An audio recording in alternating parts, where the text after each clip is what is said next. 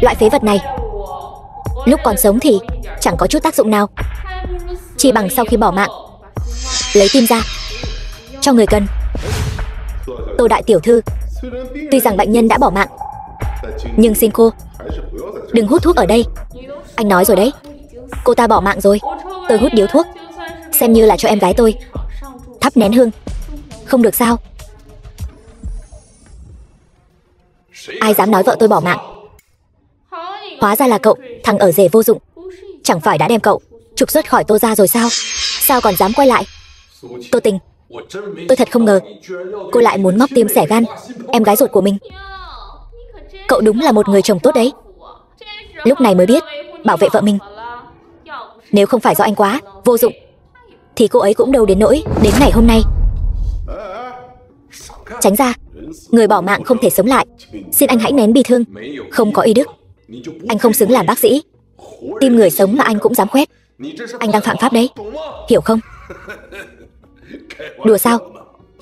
Dựa vào thằng nhóc đầu xanh như cậu cũng dám ở trước mặt tôi bàn luận y thuật. Các người to gan thật đấy.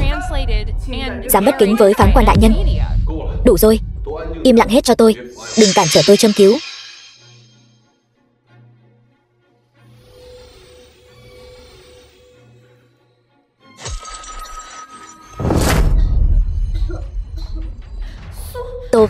Tô Mạn, chẳng phải cô bỏ mạng rồi sao? Tôi thấy cô mong tôi bỏ mạng thì có. Viện trưởng Trần, chuyện này là sao? Nói, rốt cuộc là ai sai khiến anh làm vậy? Là Sở Vân Bằng, Sở thiếu gia. Cái gì? Là anh ta nói cô gái này không đáng để chữa trị nữa. Chi bằng móc tim cô ấy ra, cắt quả thận, đổi chút tiền tiêu. Vậy tờ giấy báo tử là anh làm? Tôi cũng là bị ép thôi. Đừng có giả bộ đáng thương với tôi. Nhận bao nhiêu tiền hối lộ rồi? Nói thẳng đi. Tim 5 vạn, thận 2 vạn, đây là 10 vạn. Mua đôi mắt của anh. Không, tôi không muốn. Muốn trách thì trách anh có mắt như mù. Tiêu Vân Thiên, anh làm gì vậy? Tờ giấy báo tử là do cô ký tên. Đồ ở rể như cậu còn dám lấy mạng chủ nhà. Chẳng phải các người đã đuổi tôi ra khỏi Tô gia rồi sao? Tiêu Vân Thiên, chắc chắn là có hiểu lầm gì đó. Tôi cũng bị lừa rồi. Sao tôi có thể hại chính em gái ruột của mình chứ? Cô đừng sợ, tôi sẽ không làm gì cô đâu. Vậy anh, tôi chỉ cần cô về Tô gia chuyển lời giúp tôi thôi. Lời gì? Về nói với bà lão nhà các người, bảo bà ta chuẩn bị nhiều quần áo ấm để qua mùa đông đi. 3 ngày sau, tôi sẽ khiến Tô gia các người từ hào môn biến thành ăn mày. Chồng, em lạnh. Không phải chứ, mình đã đuổi hàn độc cho cô ấy rồi mà. Vợ, em sao vậy? Em bị sốt sao? Chồng, cảm ơn anh đã diễn một màn kịch cứu em. Diễn kịch? Đúng vậy, 7 năm trước y thuật của anh bị phế. Là ông nội em và sư phụ anh đã định hôn ước cho chúng ta. Giờ đã 7 năm rồi. Ngoài việc bưng trà rót nước thì anh chỉ giặt quần áo nấu cơm. Sao có thể khôi phục sức mạnh được chứ? Anh, em nói sao thì là vậy đi. Vị tiểu thư mặc đồ đen đi cùng anh hôm đó, cô ấy là một vị thần y, phải không? Em nói vậy thì là vậy đi.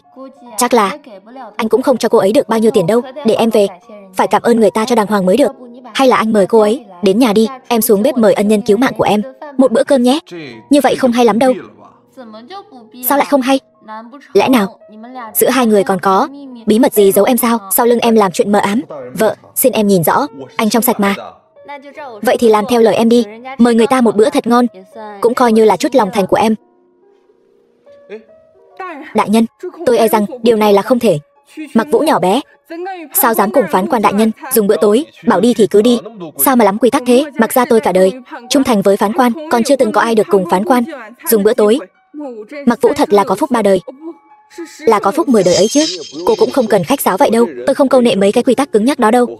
Tôi không giống sư phụ và những người khác. Cô đến nhà tôi ăn bữa cơm cũng tốt, vừa hay giúp tôi che giấu thân phận. Đi thôi. Cô Mặc Vũ, cô đến rồi. Chồng, anh ngẩn người ra làm gì thế? Cô Mặc Vũ là khách quý của nhà mình đấy. Mau lấy đôi dép lê cho người ta thay đi. Được.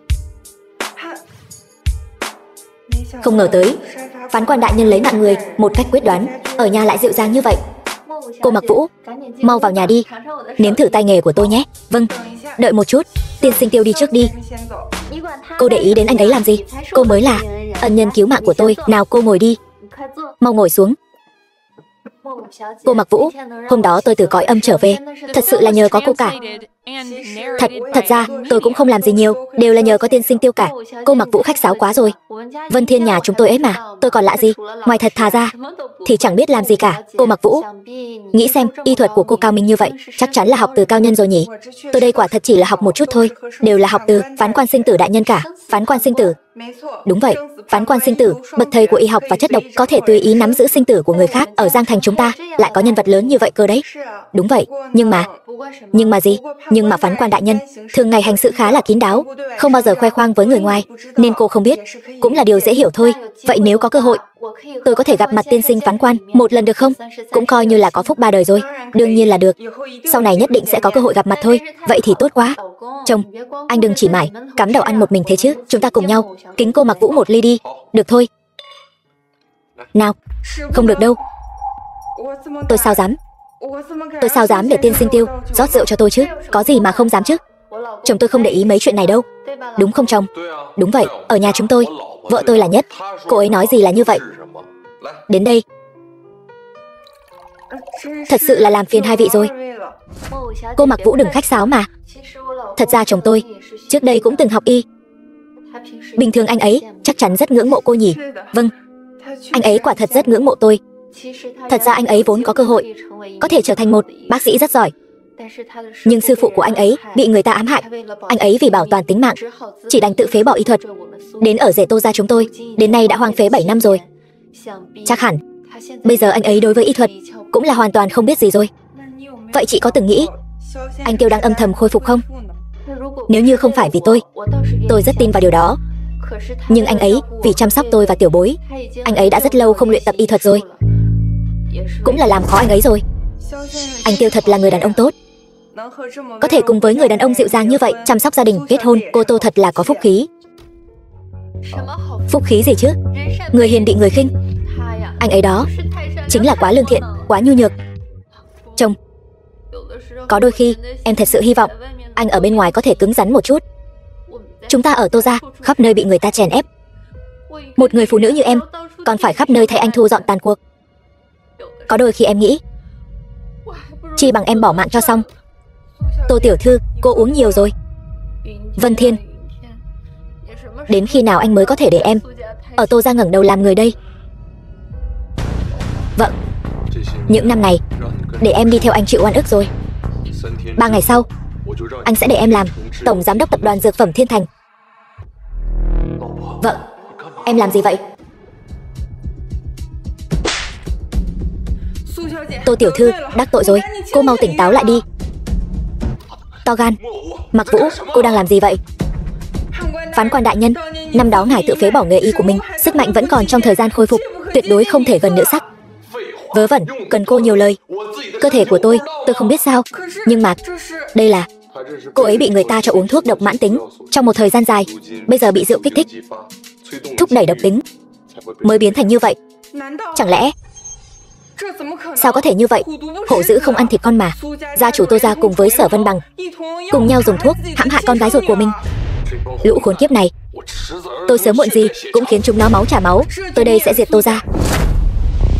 Không thể kích động, cô về trước đi.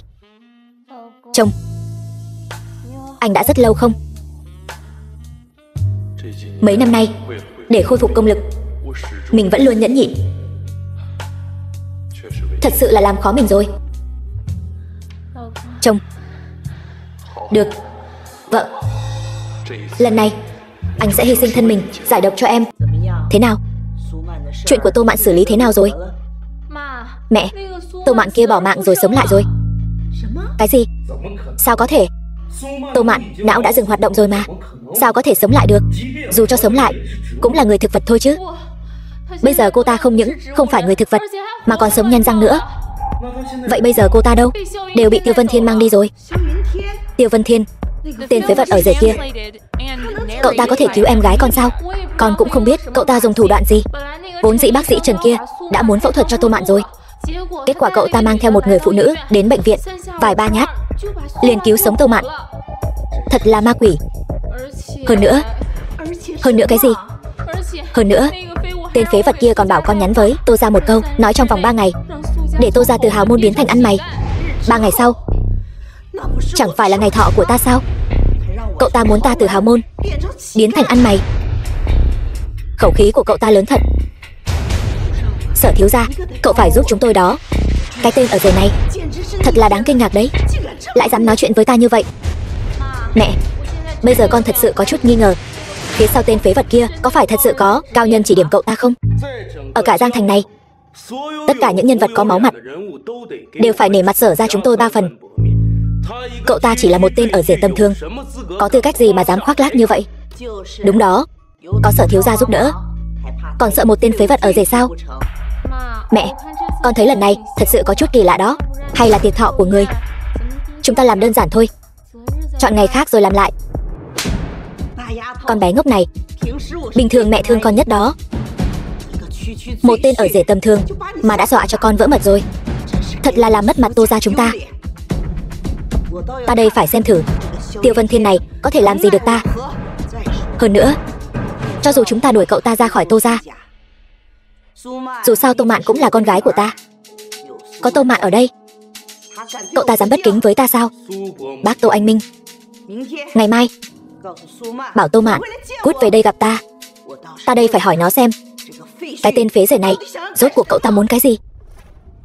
Phán quan, tình hình của tập đoàn Thiên Thành đã nắm rõ rồi, đừng úp mở, nói thẳng đi.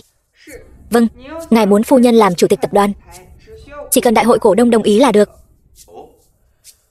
Vậy thì Tô gia, ai là cổ đông lớn nhất đứng sau vậy? Tập đoàn Tô gia kinh doanh bất chính trong nhiều năm, nhờ có sự ủng hộ của ông cụ Tề Đồng Thiên, gia tập tài phiệt tại Giang Thành mới có thể đi đến ngày hôm nay. Nếu ngài giúp ông Tề một việc, chắc chắn ông ấy sẽ giúp phu nhân lên vị. Được, vậy cô đi chào hỏi ông Tề trước, tôi sẽ đến sau. Đứng lại, anh là ai? Tôi còn chưa đi bẩm báo với ông Tề, anh đã dám tự ý xông vào Tề phủ. Tiêu Vân Thiên, chàng rể bị Tô gia trục xuất. Ra là thằng phế vật đó. Tôi không vào cũng được. Vậy cậu vào, gọi ông cụ Tề của các cậu ra đây. Anh là cái thá gì? Anh cũng xứng sao? Anh nghĩ ông Tề của chúng tôi, mấy loại chó mèo hoang như anh đây cũng có thể gặp được sao? Sao lại coi thường tôi vậy?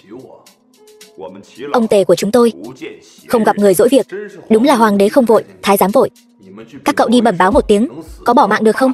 Láo xược, dám ăn nói với ông đây như vậy. Tôi nói cho anh biết, ở Tề gia, cho dù là một con chó cũng còn quý giá hơn anh. Thật thú vị, ngay cả một con chó cũng hoài phong như vậy. Đây không phải là thằng phế vật sao? Đến đây cầu cứu ông Tề sao? Cậu xứng sao? Các anh là ai? Tôi là thiếu gia Sở gia, Sở Vân Bằng. Cũng không lau mắt chó của cậu đi mà nhìn. Tôi còn tưởng là ai cơ chứ? Ra là công tử của Sở gia, một gia tộc hạng thấp. Anh cũng phải ở đây, ngoan ngoãn chờ cho tôi. Đồ khốn, ồn ào cái gì? Đều đứng đây chờ cho tôi. Tôi vào bẩm báo một tiếng. Đã là ý của phán quan, vậy thì tôi nhất định dù bỏ mạng cũng không từ chối. Chỉ là một thỉnh cầu nhỏ. Không biết tôn giả có bẩm báo với phán quan không? Đương nhiên. Chuyện nhỏ này chỉ cần phán quan đồng ý, chẳng phải sẽ làm được trong phút chốc sao? Tề lão đại có thể yên tâm. Vậy thì tốt quá.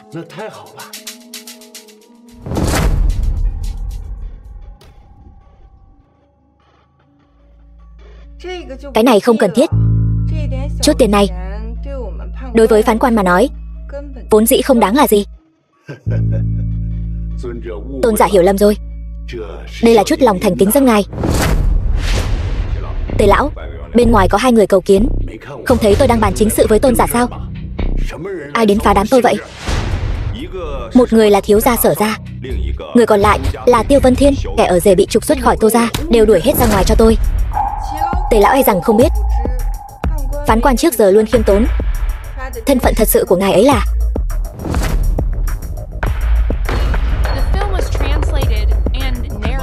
Gì? Thân phận của phán quan là gì? Cẩu nô tài, lập tức mời tiên sinh Tiêu Vân Thiên một cách cung kính nhất vào đây cho tôi. Vâng, tôi đi mời ngay. Đồ vô dụng như cậu cũng xứng gặp mặt Tề lão sao? Thật là làm trò hề cho thiên hạ xem.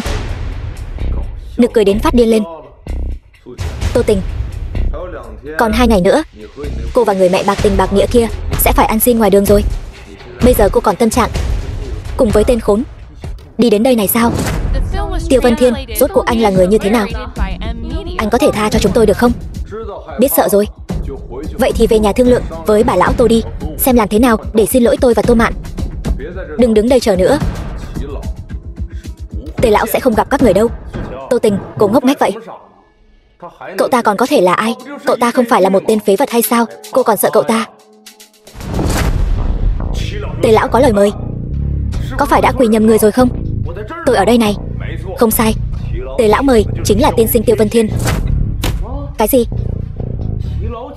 Tề lão mời cậu ta? Không sai, Sở thiếu gia xin cứ tự nhiên. Tề lão chúng tôi hôm nay không tiếp khách không mời. Tiêu tiên sinh mời. Được, các người cứ chờ đấy cho tôi. Đồ phế vật thối tha. Tôi sẽ dạy cho các người một bài học. Phán quan ở trên, xin hãy cứu giúp 13 người già trẻ ở Tề gia chúng tôi.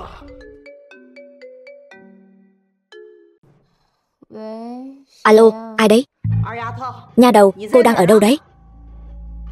Mẹ, đã xảy ra chuyện gì vậy ạ? Cô còn mặt mũi hỏi ta? Cô có biết không, thằng con rể phế vật của cô muốn biến ta thành ăn mày đấy. Cái gì? Cô mau cút về đây cho ta.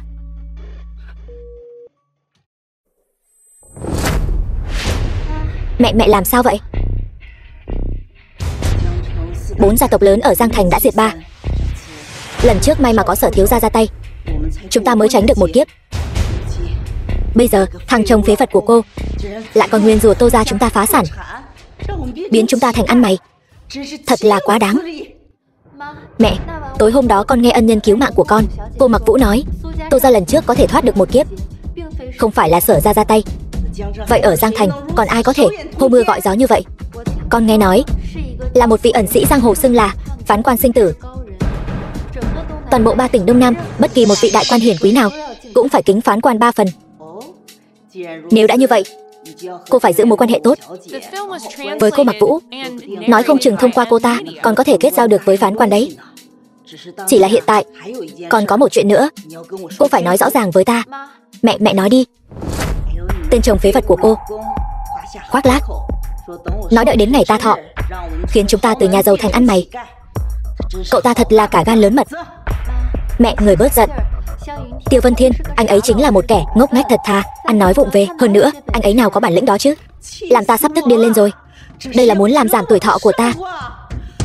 Mẹ, hay là thế này đi, bây giờ con sẽ gọi điện cho anh ấy, bảo anh ấy đến Tô gia xin lỗi người. Tề lão, sao lại hành lễ lớn như vậy? Ông và sư phụ tôi đều là bạn bè lâu năm rồi, không cần phải khách khí như vậy. Thật không ngờ, đệ tử của lão phán quan chính là ngài. Tề lão, có việc gì cần cầu xin? Thật là khiến ngài chê cười rồi. Năm ngoái, từ khi tôi cưới vợ mới xong, cả nhà chúng tôi trên dưới đều mắc phải một loại bệnh lạ. Cánh tay của tôi ngày càng run rẩy. Bây giờ ngay cả cầm đồ vật cũng cầm không vững nữa rồi. Mời Tề lão ngồi bên này.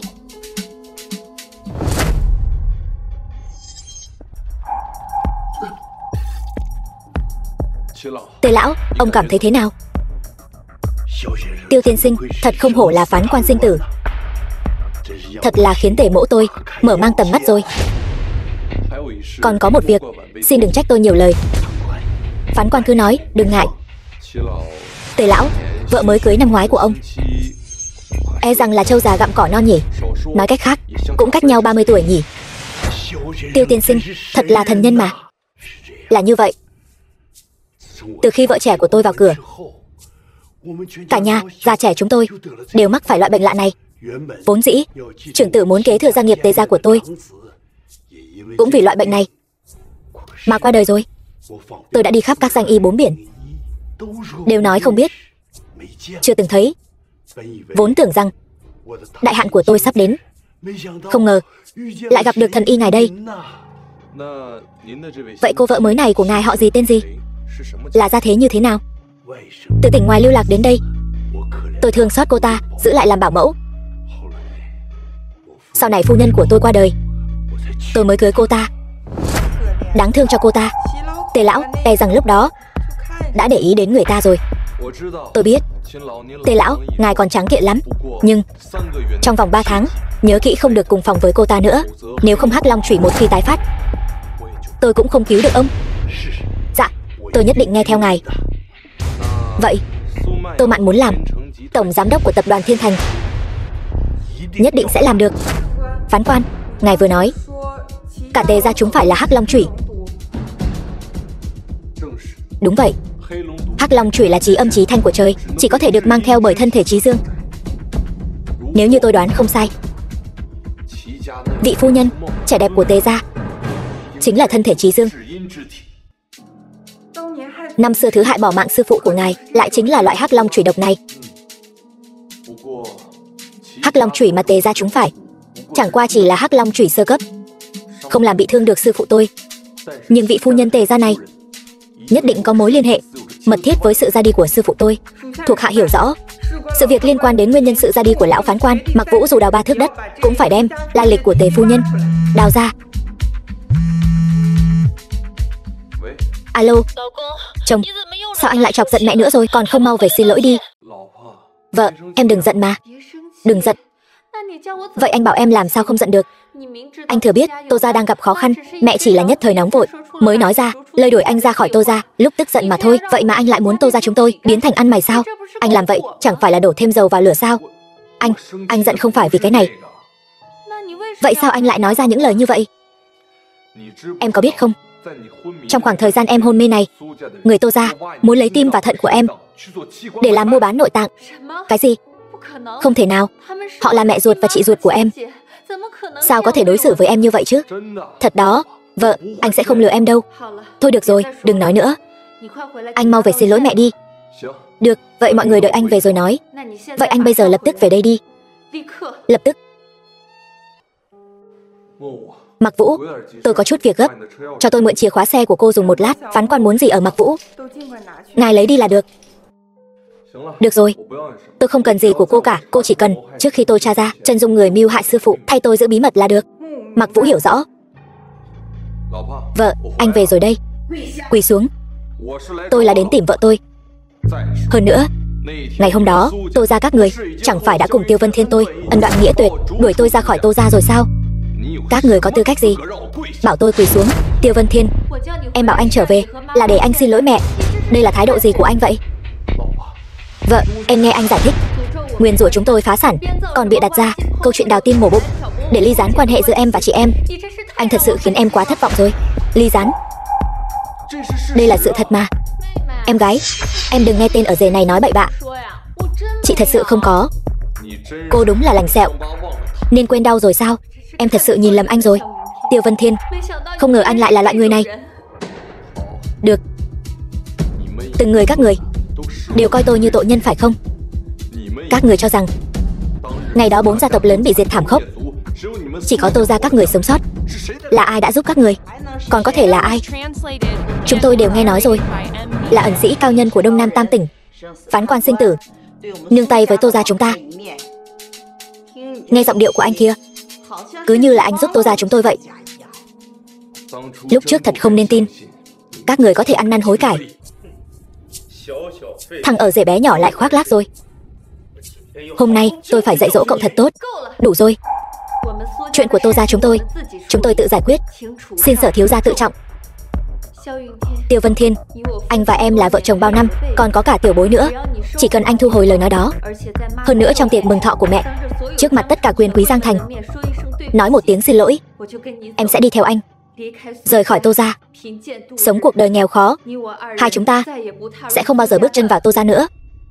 Em yêu anh. Yêu em thì hãy đồng ý với em đi. Vậy coi như đã nói xong rồi nhé. Cô muốn đi theo thằng ở rể này, chính là tay trắng rời đi. Một kim một chỉ cũng không được mang đi.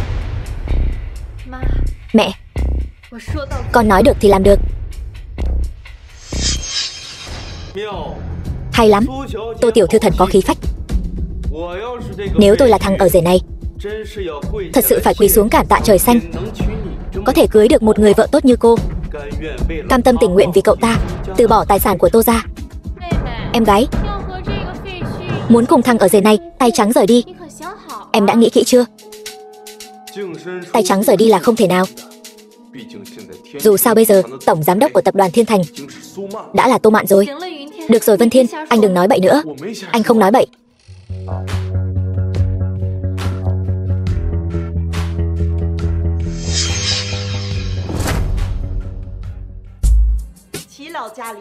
Tề lão giá lâm, Tô gia chúng tôi thật vinh dự biết bao.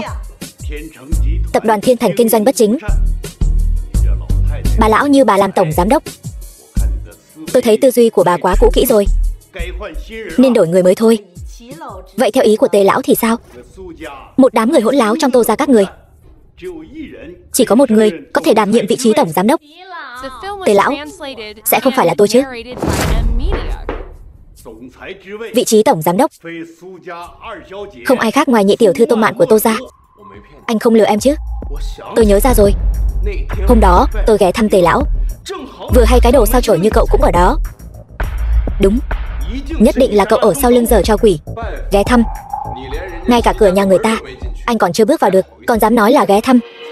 Kể từ hôm nay, Tô tiểu thư chính là tổng giám đốc tập đoàn. Tề lão, Tô tiểu thư còn có yêu cầu gì nữa không? Không phải, tôi chỉ muốn hỏi Tề lão một chút, tại sao lại chọn tôi làm tổng giám đốc?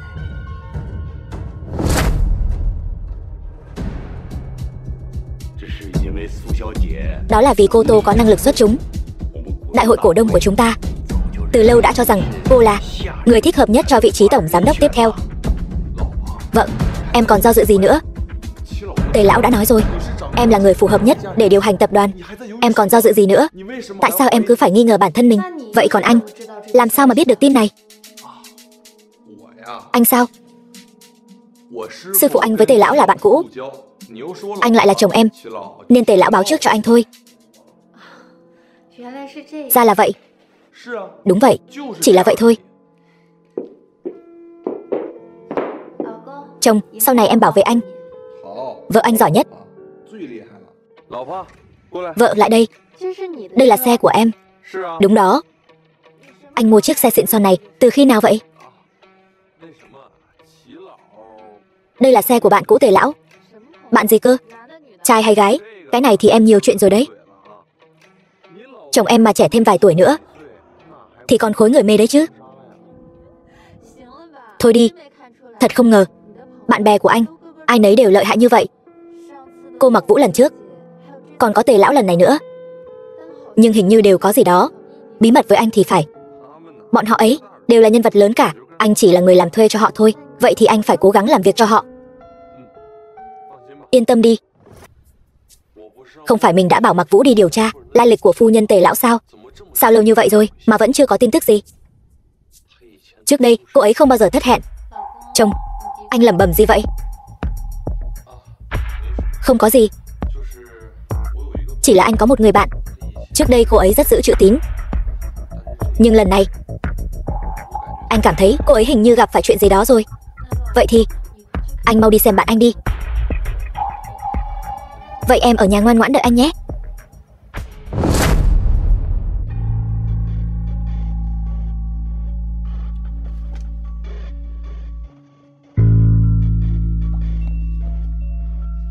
Mặc Vũ, những kinh mạch màu đỏ này là thật con rối. Có người đã đầu độc cô ấy. Mặc Vũ, cố gắng lên, tôi nhất định sẽ cứu sống cô. Phán quan, cứu sống cô ta, hay là nên nghĩ xem U Mộng, sư tỷ của Tiêu Vân Thiên, làm sao để cứu sống chính mình trước đi. Là cô, U Mộng, không ngờ tới chứ. Chúng ta lại gặp nhau rồi. Chính là cô đã mê hoặc Tề lão, rồi giải rác vu cổ chi thuật trong thành. Tại sao cô lại làm như vậy?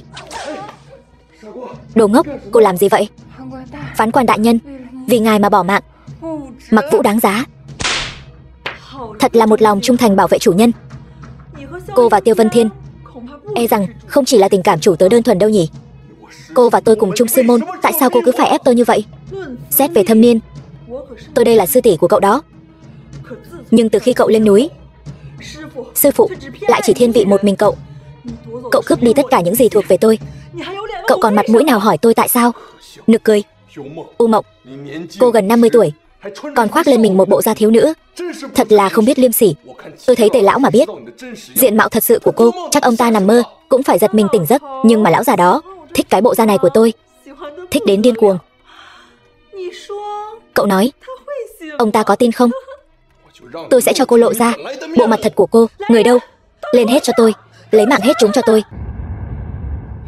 Phán quan, cứ để tôi bỏ mạng đi, ngài mau đi đi. Mặc Vũ.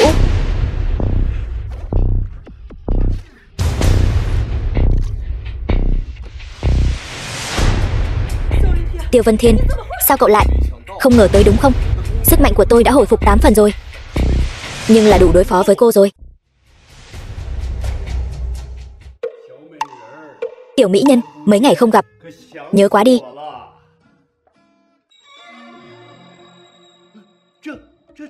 Cái gì thế này? Cứu mạng! Tề lão. Từ xưa, mỹ nhân như bộ xương khô, chữ sắc trên đầu có con dao. Nhìn cho kỹ vào, đây chính là mỹ nhân mỗi ngày cùng ông hoan ái trên giường đó. Đa tạ Tiêu tiên sinh cứu mạng. Từ nay về sau, tôi chính là trung khuyển của ngài. Dốc sức trước sau, vạn tử bất từ. Tốt, tôi vừa hay có chuyện muốn ông giúp đây. Chuyện gì? Tôi có một người bạn bị trọng thương, cần một nơi thiên thời địa lợi nhân hòa, năng lượng sống dồi dào để hồi phục vết thương. Dễ thôi, ngài để ý đến miếng đất nào ở Long Quốc này, tôi có thể lo liệu cho ngài trong 1 phút mốt, không cần tốn kém. Tề lão, biệt thự mới mua của ngài cho tôi mượn dùng là được. Người đâu mang phế đất đến đây? Căn biệt thự trị giá ngàn vạn này xin tặng cho Tiêu tiên sinh. Mặc Vũ, những năm nay cô đi theo tôi, khiến cô chịu khổ rồi. Bây giờ tôi sẽ cứu cô. Cô nhất định phải cố gắng lên.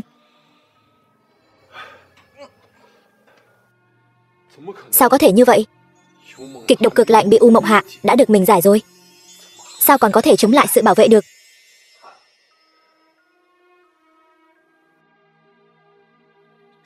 Đây là tuyệt học đã thất truyền từ lâu, thuật con rối.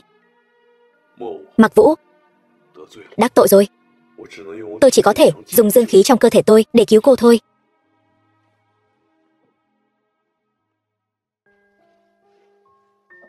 Mặc Vũ, cô thế nào rồi? Phán quan, đa tạ ngài đã cứu tôi. Ai đã hạ thuật con rối này cho cô? Bất kể là ai đã hạ loại cổ thuật độc ác như vậy, Tiêu Vân Thiên tôi nhất định sẽ khiến hắn phải trả giá gấp bội. Phán quan, tôi không thể nói. Tại sao không thể nói? Cô biết là ai đã hạ độc cho cô, đúng không? Tôi không những biết ai là người hạ độc, mà còn là tự nguyện chấp nhận thuật con rối. Cái gì? Phán quan không biết đó thôi. Mặc ra tôi mấy chục đời trung thành tuyệt đối, cũng đều là vì thuật con rối này. Nếu có ý đồ khác thì không thể từ chỗ phán quan sinh tử mà có được linh dược giải độc. Vì vậy, mặc ra mấy chục đời trung thành tuyệt đối, vì các đời phán quan mà dốc hết tâm sức. Còn có chuyện này nữa sao? Vậy nên cô thần phục tôi là vì muốn từ chỗ tôi mà có được thuốc giải sao? Không, lòng trung thành của tôi đối với ngài không liên quan đến những điều này. Từ khi nào cô bắt đầu chịu sự giày vò của thuật con rối? Từ khi tôi 10 tuổi, lần đầu tiên tuyên thệ trung thành với phán quan, tôi liền tự nguyện gieo thuật con rối. 10 tuổi, Mặc Vũ bằng tuổi mình khi 10 tuổi được sư phụ thu nhận vào môn hạ và chỉ định làm phán quan đời tiếp theo. Chẳng lẽ là Mặc Vũ lúc đó? Mặc Vũ, đừng vận công. Nín thở. Muộn rồi. Thuật con rối này là do lão phán quan hạ độc, ăn sâu vào xương tủy. Mặc Vũ tôi thân phận thấp hèn, cứ để nó đi theo đi. Phán quan, xin đừng phí tâm vì tôi nữa. Mấy đời mặc ra các người đều trung thành, không ngờ lại phải chịu giày vò này. Vậy cái quy định vô lý này, từ hôm nay trở đi, cô không cần phải chịu đựng nữa. Tôi bây giờ sẽ vì cô mà ép độc ra ngoài, trả lại tự do cho cô. Cái gì? Phán quan không cần Mặc Vũ nữa sao? Tôi cam nguyện chịu đựng đau khổ, cũng muốn đi theo phán quan. Mặc Vũ, cô nói gì vậy? Cô đi theo tôi nhiều năm như vậy, sao tôi có thể không cần cô? Chỉ là cô không cần phải chịu đựng loại đau khổ này nữa. Lần này tôi nhất định cứu cô. Có thể được phán quan ngài yêu mến như vậy, Mặc Vũ dù có bỏ mạng, cũng bỏ mạng không hối tiếc. Bất kể phán quan trước đó thao túng sinh tử như thế nào, nhưng chỉ cần tôi kế thừa vị trí này, thì cứ theo lời tôi mà làm. Từ hôm nay trở đi, cô và tôi không còn cách biệt trên dưới. Sau này cô cứ gọi tôi là anh Tiêu là được. Tiêu. Anh Tiêu. Mẹ, con nghe ngóng được một tin lớn. Sao mà thần bí vậy? Trong phòng này chẳng phải chỉ có hai mẹ con mình thôi sao? Mẹ con nghe nói vị phán quan sinh tử trong truyền thuyết xuất hiện trở lại Giang Thành. Nghe nói anh ta muốn ở Giang Thành chúng ta tổ chức lại đại hội bầu chọn gia tộc mới nổi. 4 gia tộc lớn Giang Thành đều diệt vong cả 3, duy chỉ có Tô gia chúng ta vẫn đứng vững. Vậy thì gia tộc mới nổi này chẳng phải chỉ có thể là Tô gia chúng ta sao? Mẹ, chuyện này chưa chắc đâu. Con nghe nói là lần bầu cử này mọi quyền sinh sát đều nằm trong tay vị phán quan sinh tử này. Chỉ dựa vào chút bản lĩnh của Tô Mạn, chắc chắn không thể nào giải quyết được vị đại nhân kia đâu. Vẫn là con gái lớn của mẹ, có mắt nhìn. Vậy con nói xem, phải làm sao bây giờ? Chẳng phải ngày mai là sinh nhật của mẹ sao? Chúng ta đúng lúc có thể mượn cơ hội này mời Tề lão đến phủ, rồi sau đó công khai làm Tô Mạn bẽ mặt, khiến Tề lão thay đổi ý định, chọn con làm tổng giám đốc của tập đoàn Thiên Thành. Như vậy, con có thể nhân cơ hội này làm quen với vị phán quan sinh tử trong truyền thuyết. Được, đúng ý mẹ. Vừa hay, nhân lúc Tô Mạn vừa mới nhậm chức hữu danh vô thực, còn có cả thằng con rể vô dụng kia cũng gọi hết lại đây cho mẹ. Ngày mai đến đây đều là danh lưu thế gia, vậy mừng tuổi cũng đều là của quý hiếm. Chỉ cần hai vợ chồng bọn họ trước mặt Tề lão và mọi người làm trò hề. Mẹ xem cái vị trí tổng giám đốc Thiên Thành của nó còn ngồi được nữa không? Alo chị, em gái. Chị nhớ em quá đi. Chị sao thế? Trong nhà có chuyện gì chị cứ nói thẳng đi. Thì có chuyện gì đâu, chị với mẹ chẳng phải là nhớ em sao? Bình thường thì cãi nhau ầm ĩ, nhưng chung quy vẫn là người một nhà mà. Đúng vậy, mẹ mà nghĩ được như vậy, trong lòng em cũng thoải mái hơn nhiều. Đúng đó, hôm nay là sinh nhật của mẹ, em không quên chứ? Ngày quan trọng như vậy, sao em có thể quên được? Em dẫn theo em rể về mừng thọ mẹ đi. Chúng ta xóa bỏ hiềm khích. Nhưng mà tiệc mừng thọ chẳng phải là sắp bắt đầu rồi sao? Nếu như Vân Thiên đi, vậy thì còn thời gian đâu mà chuẩn bị quà mừng chứ? Khách sáo gì chứ? Có người ngoài đâu, chỉ có người nhà thôi mà, không cần mừng tuổi đâu. Em đến là được rồi, cả nhà mình bắt tay giảng hòa, mẹ sẽ vui lắm đó. Nhưng mà thôi được rồi em gái, đừng nhiều lời nữa, hai đứa mau qua đây đi. Chồng, anh mau lại đây đi. Sao thế? Trong thẻ này có 10 vạn, anh mau nghĩ cách chuẩn bị một phần quà mừng thọ cho mẹ đi. Bây giờ luôn hả? Chị em vừa gọi điện thoại tới, bảo anh và em bây giờ về mừng thọ mẹ. Nhưng mà chẳng phải em đã bị đuổi khỏi Tô gia rồi sao? Thôi được rồi, bọn họ đó cũng chỉ là khẩu xà tâm Phật thôi. Lần này gọi chúng ta về mừng thọ cũng là muốn bù đắp một chút mối quan hệ giữa chúng ta. Anh mau nghe lời em, đi chuẩn bị quà mừng cho mẹ đi. Nhưng bây giờ còn kịp không? Chẳng phải là bà ấy đang cố tình làm khó chúng ta sao? Anh xem anh kìa, anh lại để bụng rồi. Em đã bảo mà, anh có thành kiến với mẹ con họ rồi đúng không? Anh có để bụng gì đâu. Thật ra thì mẹ và chị em đều nói rồi, chỉ cần anh đến là được, không cần chuẩn bị quà mừng gì đâu. Vậy em còn chuẩn bị cho anh 10 vạn này làm gì? Họ nói không cần cũng không thể tay không đến được chứ. Hơn nữa, họ đối xử với chúng ta thật lòng, chúng ta cũng phải thành thật với họ chứ. Được, vậy em đi trước, anh mua quà xong sẽ đến sau. Lão gia Vương ra mừng thọ, một tượng Phật Ngọc Hoa Điên. Bà Lý mừng thọ, bộ sưu tập Hoàng gia Bà Nhĩ Đa. Một thẻ VIP trọn đời rượu vang đỏ. Chị, chẳng phải chị nói hôm nay chỉ có người nhà thôi sao? Sao lại có nhiều người ngoài đến thế này? Vương gia và Lý gia ở Giang Thành, sao có thể coi là người ngoài được chứ? Đều là những đối tác lâu dài của chúng ta cả.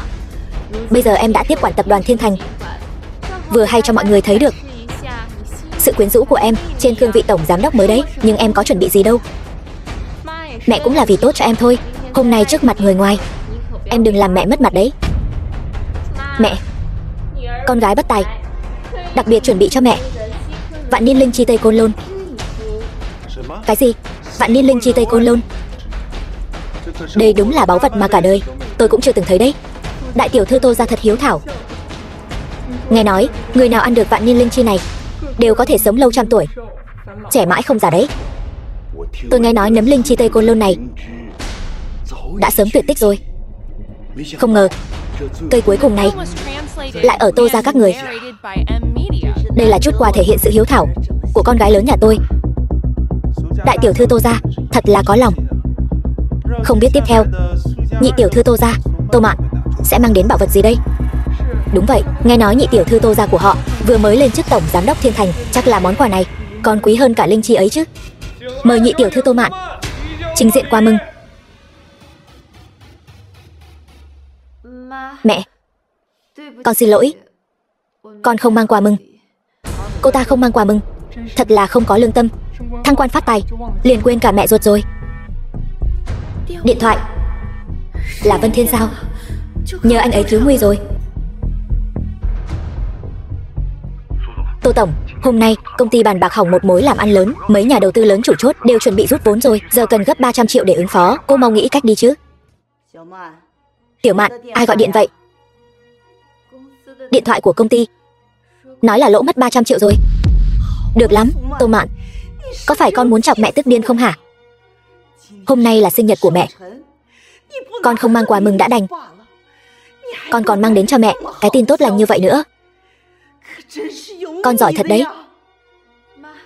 Mẹ, con nhất định sẽ bù đắp khoản lỗ của công ty. Còn quà mừng, tuy rằng con không mang theo, nhưng con đã dặn Tiêu Vân Thiên chuẩn bị cho mẹ rồi. Chỉ giỏi nói những lời dễ nghe. Tiêu Vân Thiên đâu rồi? Cậu ta đang ở đâu? Chồng ơi, anh mau đến cứu em với. Mẹ cũng đừng đợi nữa. Cái đức hạnh thằng con rể vô dụng đó của mẹ bây giờ không biết cầm tiền mua quà mừng, đi đâu vui vẻ rồi. Tôi thật là mù quáng rồi. Còn tưởng rằng thằng con rể vô dụng đó sẽ ăn năn hối cải làm lại cuộc đời. Cậu ta thật là muốn chọc tức điên tôi mà.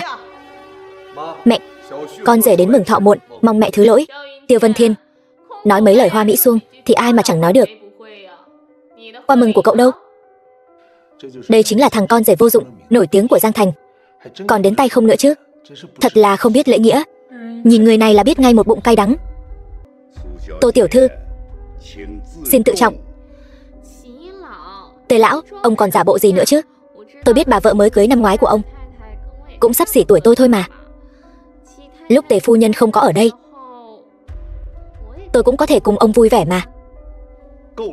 Đủ rồi, cô xem tôi là người gì chứ? Tiêu tiên sinh, các vị có mặt ở đây, ai mà chẳng phải là danh môn vọng tộc của Giang Thành. Người nào người nấy cũng tự cho mình thanh cao, gia tài bạc vạn. Nếu như muốn xem người khác xấu mặt, tại sao các người không đến rạp xiếc xem hề đi? Cứ nhất định phải gây khó dễ cho một thằng con rể vô dụng như tôi đây. Xem hề còn phải tốn tiền đấy. Trong mắt chúng tôi, cậu còn không bằng thằng hề nữa đấy. Mẹ, tuy rằng con đến tay không, nhưng không phải là không mang quà mừng. Vậy quà mừng của cậu đâu?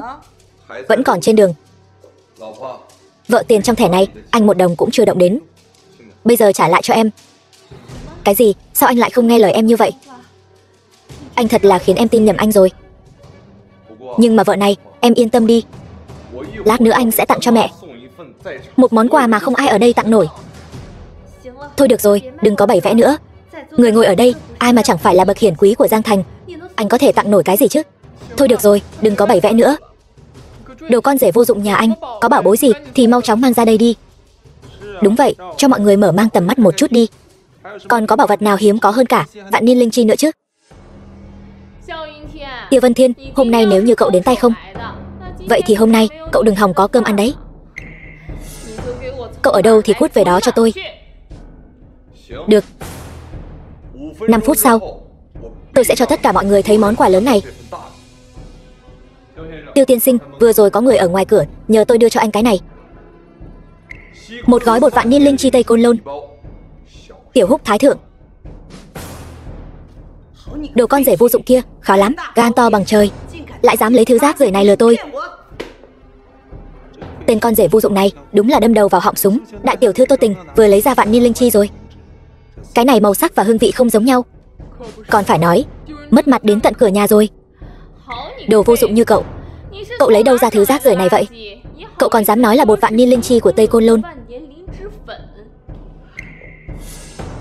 Thật là bất hạnh cho gia môn. Để các vị danh lưu đại lão chê cười rồi. Tô lão, Thiên Thành dù sao cũng là đối tác của chúng tôi. Giao công ty cho một vị nhị tiểu thư làm việc không hiệu quả, thêm một tên con rể thích khoác lác. Vậy làm sao chúng tôi yên tâm tiếp tục hợp tác với Thiên Thành đây? Theo tôi thấy, muốn chúng tôi tiếp tục hợp tác với tập đoàn Thiên Thành, chi bằng mời đại tiểu thư Tô Tình tài giỏi trở lại, đảm nhiệm tập đoàn Thiên Thành.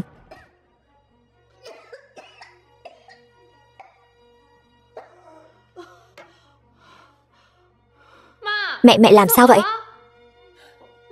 Mẹ làm sao vậy? Mặc Vũ tiểu thư, căn cứ theo bệnh tình của bà lão Tô gia, bột vạn niên linh chi Tây Côn Lôn là thứ duy nhất có thể cứu sống bà ấy, đã được đưa đến Tô phủ rồi. Vậy bột linh chi đó giao cho ai rồi? Chính là gã con rể ở rể Tô gia, Tiêu Vân Thiên. Chỉ là người này có chút khác thường. Khác thường ở chỗ nào? Gã Tiêu Vân Thiên này thoạt nhìn có vẻ bất tài vô dụng, nhưng khi thuộc hạ tiếp cận anh ta lại có một loại khí chàng mạnh mẽ khó tả, làm dịu lòng người.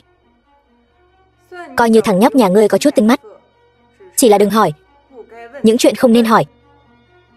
Lần này phán quan đại nhân không chỉ cứu tài sản của Tô gia, mà còn cứu cả mạng của bà lão Tô gia. Đối với Tô gia bọn họ cũng coi như là hết lòng hết dạ rồi nhỉ? Vâng, Tề mỗ bất tài, hơi hiểu chút y thuật, để tôi bắt mạch cho lão tổ mẫu Tô gia.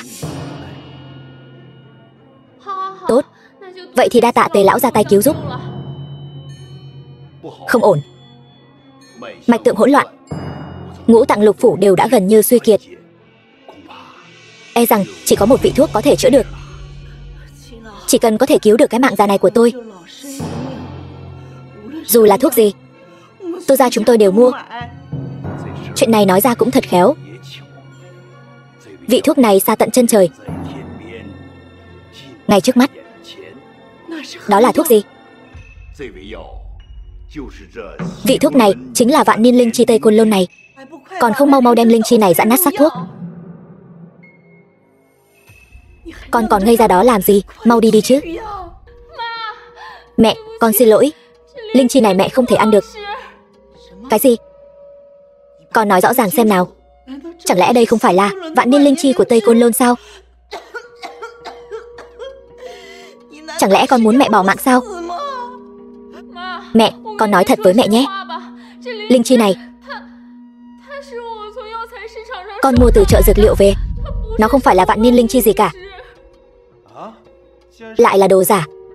Tôi đã sớm nói rồi, nó là đồ giả. Các người còn không tin. Bây giờ các người biết ai mới là người làm giả rồi chứ. Vậy có nghĩa là cái mà tôi vừa ném đi ấy mới là chân chính bột vạn niên linh chi. Đúng vậy, vàng bạc người khác tặng dù quý giá đến đâu đều là thứ sống không mang đến, bỏ mạng không mang đi. Còn thứ tôi tặng cho bà lại là liều thuốc để kéo dài mạng sống cho bà. Cho nên tôi mới nói, những người ở đây không ai có thể tặng nổi. Mẹ.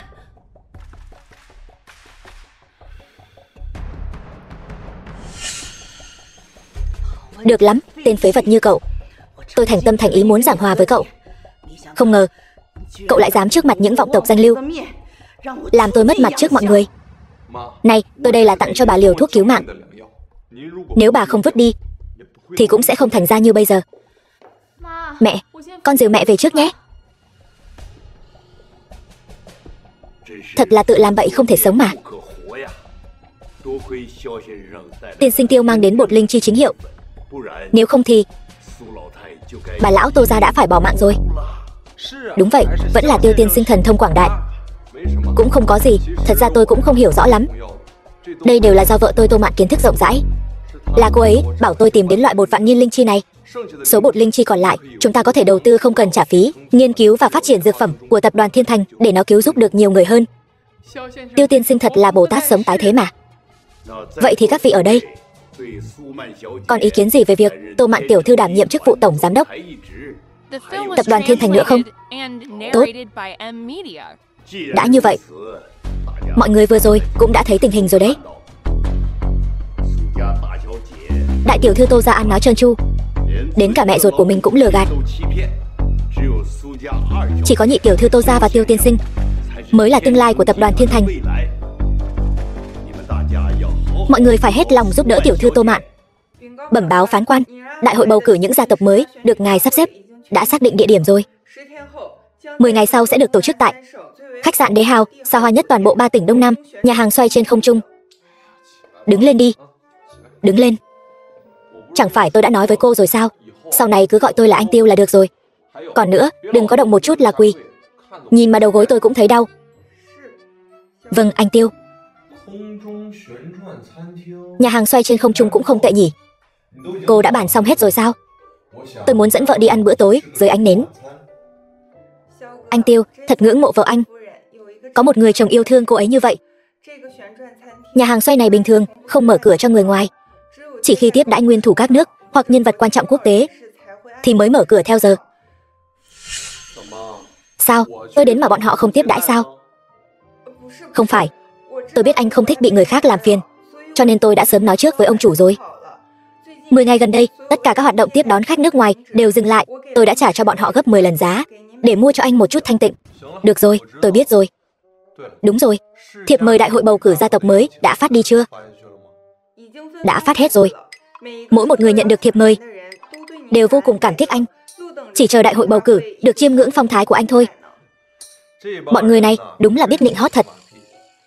Nếu như bọn họ dồn hết tâm tư vào điều hành doanh nghiệp, đối xử tốt với nhân viên cấp dưới, tôi ngược lại có thể cảm kích họ. Anh Tiêu, anh thật nhân từ. Được rồi, cô đi làm việc đi. Vâng. Đúng rồi, còn có một việc nữa, anh Tiêu còn có gì dặn dò? Chuyện tôi và vợ tôi đi ăn ở nhà hàng ấy, đừng nói với người ngoài, đặc biệt là vợ tôi. Tôi muốn tạo cho cô ấy một bất ngờ. Vâng, Mạc Vũ hiểu rồi. Ngoài ra, tôi sẽ đến trước bữa tối vào ngày mai để chuẩn bị trước một chút. Chuyện chuẩn bị địa điểm này, sao còn cần anh Tiêu đích thân ra tay? Tìm vài nhân viên đi chuẩn bị là được rồi. Mạc Vũ, cái này thì cô sai rồi. Là làm cho vợ mình mà. Nhất định phải tự tay chuẩn bị mới có ý nghĩa. Đứng lại. Gọi ai đấy? Gọi cái người ăn mặc rách rưới như ăn mày kia đấy. Không gọi cậu thì gọi ai? Quần áo của tôi làm sao? Cậu đến đây làm gì? Tôi đến để trang trí nhà hàng xoay trên tầng thượng. Thì ra là công nhân mới được ông chủ thuê. Chẳng trách. Nhưng tôi khuyên cậu, tốt nhất là về nhà thay bộ vest rồi hãy đến làm việc. Tôi chỉ lên đó để trang trí địa điểm thôi mà, sao còn phải mặc vest? Đây là quy định. Bất cứ ai bước vào khách sạn Đế Hào của chúng tôi, bất kể là quét nhà vệ sinh hay sửa bồn cầu, đều phải mặc trang phục chỉnh tề. Nực cười, thật nực cười. Tôi đếm đến 3. Mau cút ra ngoài cho tôi. Vậy nếu tôi không ra thì sao? Làm gì đấy? Có ai lại đối xử với khách hàng như thế không? Chào quản lý Phùng. Cô là lãnh đạo. Tôi có một việc rất quan trọng cần làm. Có thể bảo vệ này thông cảm một chút được không? Tiêu Vân Thiên, bạn học cũ, thật trùng hợp. Tôi là Phùng Phi Phi đây. Phùng Phi Phi. Lâu rồi không gặp, tôi suýt chút nữa không nhận ra cậu. Làm quản lý cho một khách sạn lớn như vậy, giỏi đấy. Cậu thật biết nói đùa. Tôi cũng chỉ là chạy việc vặt cho ông chủ thôi. Một chức lãnh đạo nhỏ như hạt vừng, như vậy cũng đã rất giỏi rồi. Tôi nghe nói khách sạn này bình thường đều tiếp đãi khách nước ngoài. Cậu còn trẻ mà đã có thể làm quản lý trong khách sạn này, đã rất giỏi rồi. Cũng tạm tạm thôi. Chính là cậu đã chặn bạn học cũ của tôi ở cửa không cho vào đấy sao? Xin lỗi quản lý Phùng, tôi không biết đây là bạn học cũ của cô. Hơn nữa, anh ta ăn mặc cũng không chỉnh tề. Tôi đây cũng là tuân thủ quy định của khách sạn mà. Tiểu Phi, tôi nói những quy định kỳ lạ của khách sạn các cậu thật sự nên sửa đổi đi. Bạn học cũ, cậu cũng coi trọng bản thân quá rồi đấy. Một thằng thất bại hôi hám, còn dám đưa ra lời khuyên cho khách sạn Đế Hào của chúng tôi. Cậu thật sự nghĩ rằng tôi sẽ giúp cậu sao? Phùng Phi Phi, ý của cô là gì? Ý của tôi là gì? Ý của tôi còn chưa đủ rõ ràng sao? Loại thất bại hôi hám như cậu còn muốn vào khách sạn của chúng tôi. Tôi nói cho cậu biết, cả đời này cậu đừng hòng. Phùng Phi Phi, Tiêu Vân Thiên tôi không hề trêu chọc cô. Tại sao cô lại nhằm vào tôi như vậy? Tôi khinh thường cậu thì sao? Ai mà không biết mấy năm nay cậu đến Tô gia làm thằng ở rể. Lúc đi học thì không có cơm ăn, tốt nghiệp rồi thì học được cách ăn bám, cũng không mở mắt ra nhìn xem đây có phải là nơi cậu có thể đến không. Cái khách sạn Đế Hào này đã sớm được một người đàn ông giàu có bí ẩn bao trọn rồi. Vừa nãy cô cũng tự nói rồi, cái khách sạn này được một người đàn ông giàu có bao trọn rồi. Vậy cô có nghĩ đến người đàn ông giàu có đó có thể là tôi không? Là cậu sao? Cậu mà cũng xứng sao? Cậu nhìn bộ dạng trên dưới của cậu xem, có giống người đàn ông giàu có không? Tôi là vì muốn trang trí cho vợ tôi bữa tối dưới ánh nến nên mới ăn mặc giản dị một chút. Nhưng điều này có liên quan gì đến việc tôi có phải là người đàn ông giàu có hay không? Ăn tối dưới ánh nến với vợ cậu, vợ cậu lại là cái thá gì? Tiếc cho thân phận nhị tiểu thư Tô gia lại coi trọng một kẻ vô dụng như cậu. Alo, Mạc Vũ, hạn cho cô trong vòng 1 phút để ông chủ khách sạn Đế Hào xuất hiện trước mặt tôi. Bây giờ tôi rất tức giận, bảo ông ta chậm 1 phút thì tự gánh lấy hậu quả. Còn dám giả vờ quen biết ông chủ của chúng tôi. Tôi thấy cậu sống chán rồi phải không? Cậu đến đây gây sự phải không? Đánh cậu ta cho tôi. Dừng tay. Ai dám động thủ thì cút ra ngoài cho tôi. Tiêu tiên sinh, ông chính là ông chủ của khách sạn Đế Hào. Tên nhà quê này lại thật sự quen biết ông chủ. Cậu ta sẽ không để bụng chứ? Không được, mình phải nghĩ cách mới được.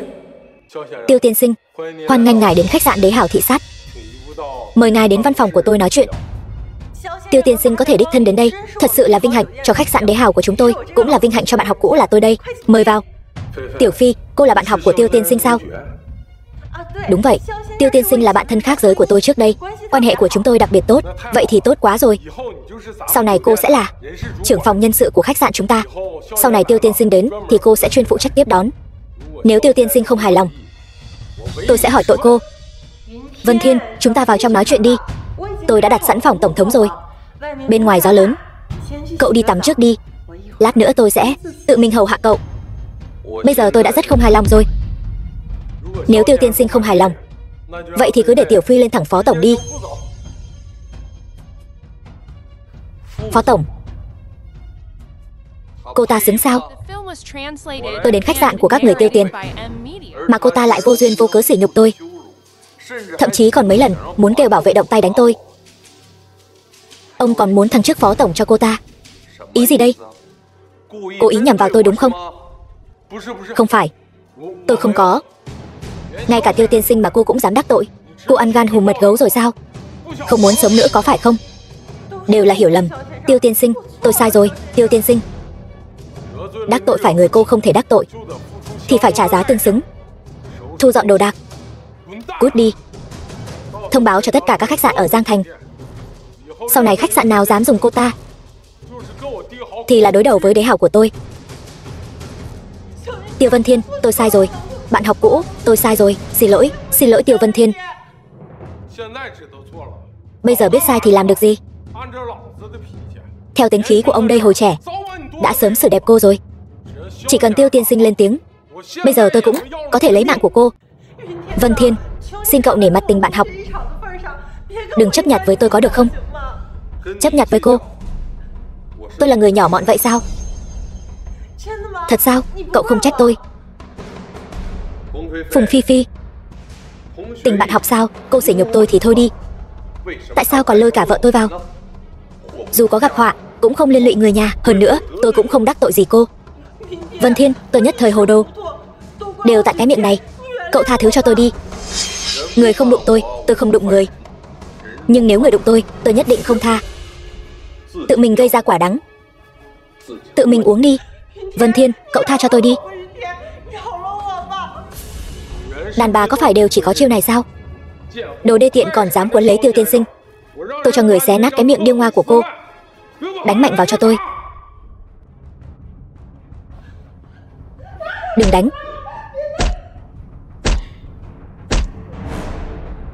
Đúng rồi, tôi muốn nói chuyện với ông về việc trang trí nhà hàng xoay. Mấy hôm nữa là kỷ niệm ngày cưới của tôi và vợ. Tôi muốn tự tay trang trí. Có vấn đề gì không? Không vấn đề gì, ngài là khách hàng. Khách hàng là thượng đế. Ngài muốn trang trí thế nào cũng được. Vợ tôi kén chọn. Tôi phải chuẩn bị rượu vang đỏ ba nhĩ đa cô ấy thích nhất. Xin chào, cho hỏi loại rượu vang đỏ đắt nhất của cửa hàng là gì? Thật phiền phức, hỏi gì mà hỏi. Hỏi rồi anh có mua nổi không? Cô còn chưa nói giá cho tôi. Sao cô biết tôi không mua nổi?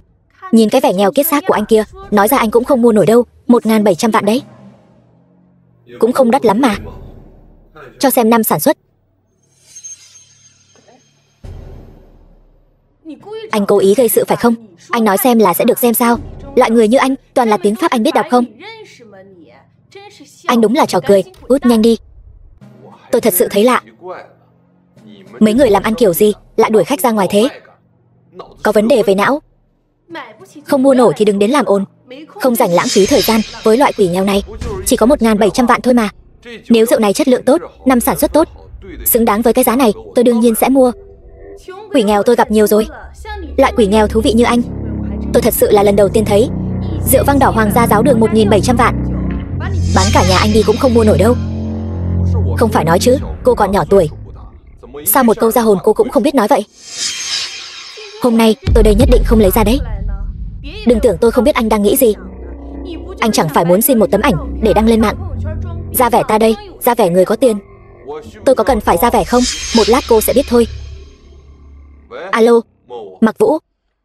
Đến nhà máy rượu vang Trăm Elysee, chuẩn bị cho tôi 1.700 vạn.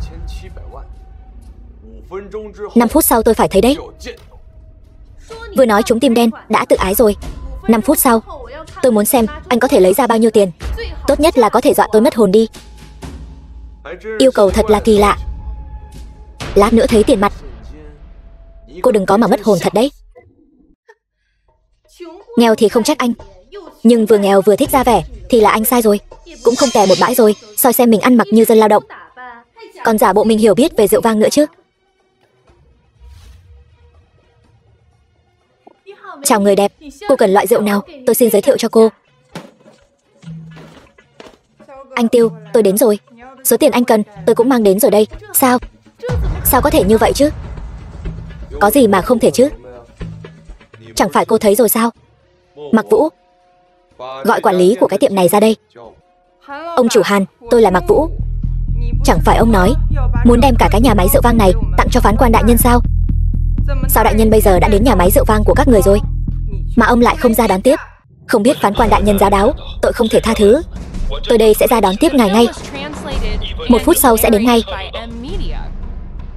Tốt nhất là ông nên suy nghĩ cho kỹ, giải thích chuyện này với phán quan đại nhân như thế nào.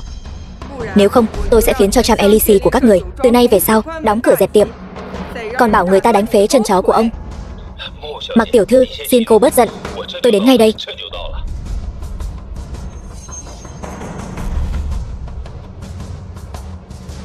Ông bày vẽ đủ đấy nhỉ? Xem ông bồi dưỡng nhân viên tốt đấy. Đến cả phán quan đại nhân mà cũng dám chậm trễ. Thật là chán sống rồi sao? Cái gì? Phán quan, xin ngài tha cho tôi lần này đi. Tôi không bao giờ dám khinh thường người khác nữa. Xin ngài đấy. Đến chân của phán quan đại nhân mà cô cũng dám chạm vào. Cái thứ không biết trời cao đất dày này, tôi... Được rồi, thế là đủ rồi. Đưa người này đi. Tôi không muốn nhìn thấy cô ta nữa. Phán quan thật độ lượng, tôi sẽ làm theo ý ngài ngay. Sau này mà để tôi thấy cô ở Giang Thành nữa, tôi sẽ lấy mạng cô. Còn không mau cút đi. Phải rồi, vợ tôi rất thích uống rượu vang của các người. Cho tôi một chai, giá bao nhiêu? Tôi để giá gốc cho ngài. Phu nhân thích nhà máy rượu vang của chúng tôi. Vậy thì thật là quá nể mặt tôi rồi. Nhà máy rượu vang này, tôi xin kính biếu ngài. Cái này cũng không cần.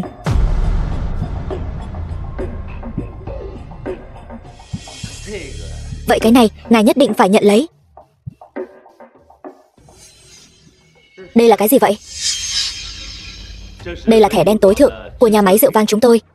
Khi nào phu nhân muốn uống, chỉ cần có tấm thẻ này, chúng tôi sẽ miễn phí giao rượu tận nhà trọn đời. Vậy thì tôi xin nhận vậy. Đúng rồi. Tôi làm vậy có làm khó anh không? Không khó. Được phục vụ phán quan đại nhân là vinh hạnh của chúng tôi.